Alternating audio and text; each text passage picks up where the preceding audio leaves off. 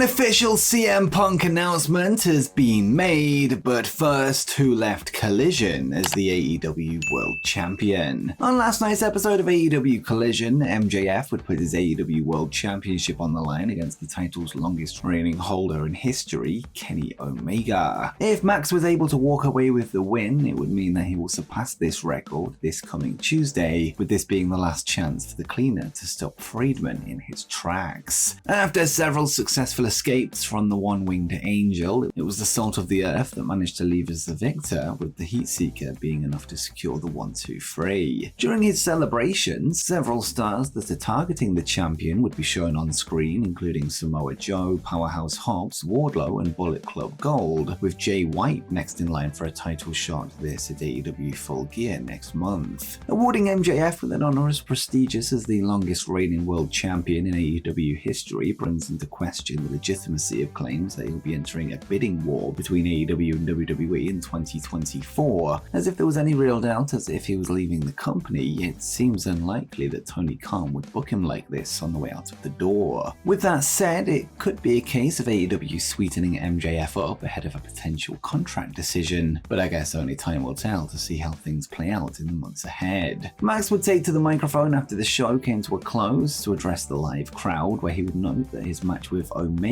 sways him to stick around, and he would say, "Without Kenny Omega, without the Young Bucks, without Cody Rhodes, and without Tony Khan, he might be a mark, but he is a visionary. All Elite Wrestling does not exist. Therefore, your world champion, Maxwell Jacob Friedman, does not exist. I still don't know what I'm going to do for the bidding war of 2024, but what I do know is that when I get the opportunity to wrestle the best bout machine, Kenny Omega, it tends to sway my opinion a little bit."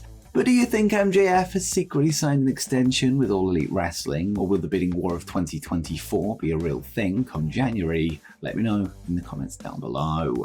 And before we continue, let me just quickly plug my latest list video where we explore 10 facts WWE wants you to forget about Roman Reigns. So far, the YouTube algorithm has decided not to push it out as much as I'd hoped, potentially due to some of the controversial topics discussed, so be sure to go and give it a watch after this video to see what I mean. It's a good watch whether you love or hate the Tribal Chief.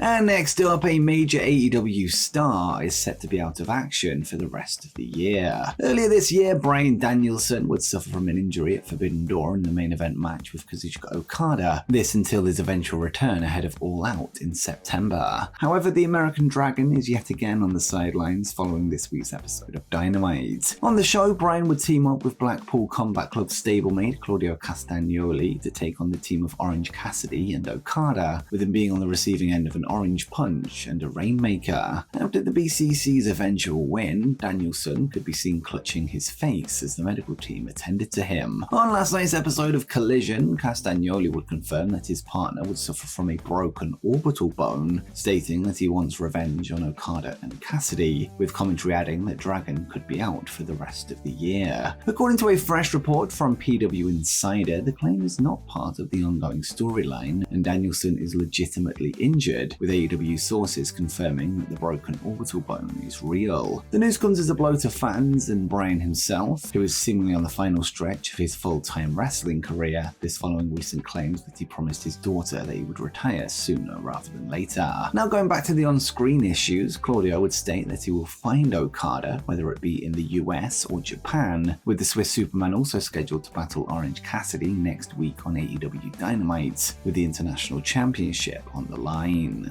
And next, a former WWE champion has been removed from the roster. This week, former WWE Women's Champion Ronda Rousey would appear as a surprise partner at the Lucha Vavoom show in Los Angeles, joining her former MMA training partner and current AEW star Marina Shafir in teaming up and defeating Brian Kendrick and Taya Valkyrie. This would be Rowdy's first non-WWE match of her career, something that was followed up by an announcement that she'll be appearing at an upcoming Wrestling Revolver show show on November 16, which will also take place in LA. In response to the news, WWE have officially removed Rousey from their website's active roster page, where they're now appearing in the alumni section as opposed to being listed as a Monday Night Raw superstar. Rousey's exit from WWE would follow her last match for the company at SummerSlam, where she lost to real-life friend Shayna Baszler, which activated a clause in her contract that allowed her to walk away.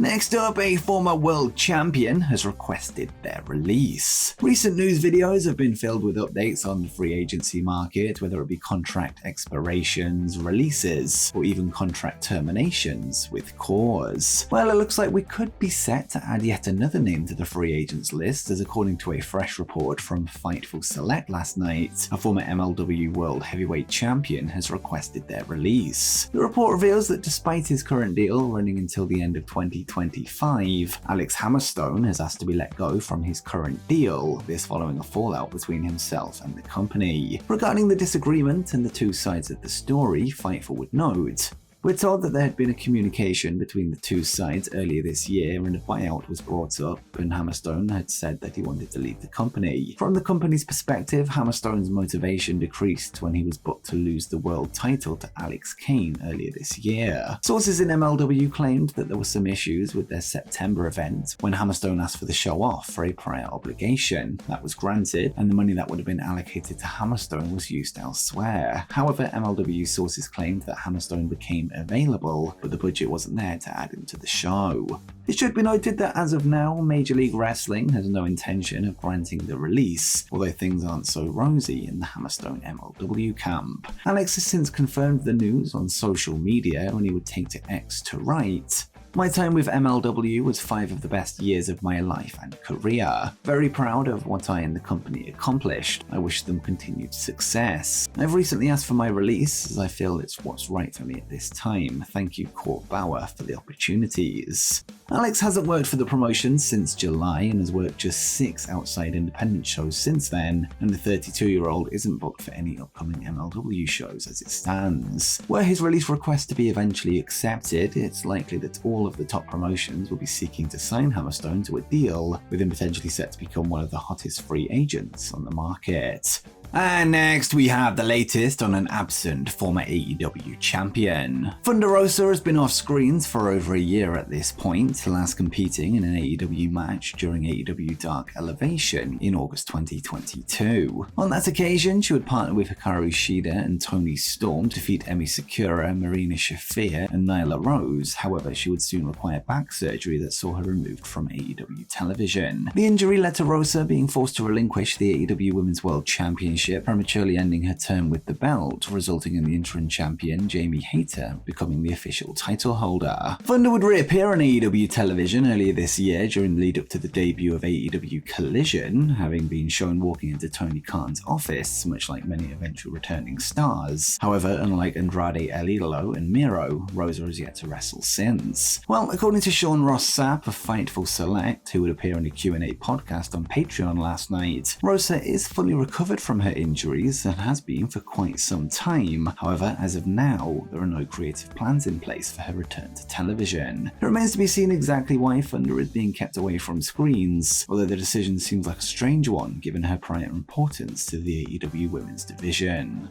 Next up, an official CM Punk announcement has been made. The wrestling future of former AEW World Champion CM Punk is up in the air right now, with fans wondering if he could be set to return to WWE, or perhaps even TNA Wrestling, with some even feeling that he could be under the devil mask that's been haunting MJF in recent weeks. In any case, one thing we do know is that Punk has returned to commentary duties for the CFFC MMA promotion, with him set to appear for yet another combat sports company.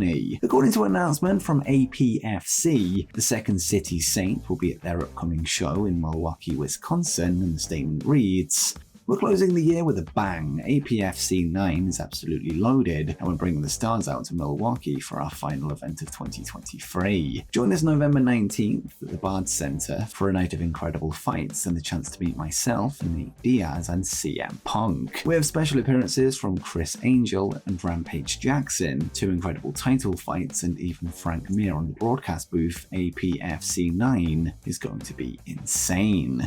As it stands, Punk is listed as a special guest for the show and will likely take up some kind of broadcasting role on the night. The promotion is owned by Anthony Pettis, who is one of Punk's MMA training partners. It's worth noting that the MMA card will go down on November 19, one night after the AEW Full Gear pay-per-view, perhaps dampening any small expectations of a return of the event, although he has plenty of time to make the WWE Survivor Series event the following weekend, although again, this possibility feels questionable at best. And before you go, make sure you check out 10 shocking Roman Reigns facts that WWE wants you to forget.